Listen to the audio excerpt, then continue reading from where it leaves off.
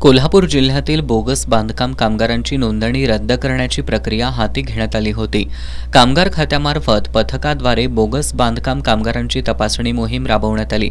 त्यामुळे आता बोगस बांधकाम कामगारांना दणका बसलाय. 2020 ते 2022 या काळात कॅगमार्फत चौकशी करण्यात आली. 3 वर्षांपूर्वी कॅगची तपासणी झाली होती. यावेळी या तपासणीत 3,500 कामगारांना आम्ही प्रमाणपत्र दिलं नसल्याचं संबंधित ठेकेदारांनी सांगितलं होतं.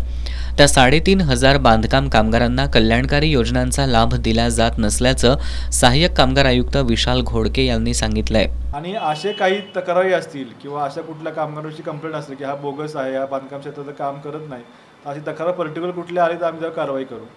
ब्लॉक झालेला आपण मुद्दा उपस्थित केला तर 3 वर्षापूर्वी आमच्या कार्यालयामध्ये जे केंद्र सरकारचं कॅगचं ऑडिट झालं होतं, तर ऑडिटमधला हा पॉईंट आलेला आहे आणि त्या कंत्राटदारांनीच सर्टिफिकेट दिलेले जे आहेत तेच त्यांनी मागं घेतलं की मी ह्या 3,500 कामगारांना सर्टिफिकेट दिलं 90 दिवसाचं, तेच चुकून दिलं आहे किंवा माझं नाहीच आहे, अशी त्या सर्टिफिकेटची शंका उपस्थित झाल्यामुळं मंडळानं त्यांचे अर्ज ब्लॉक केलेले आहेत.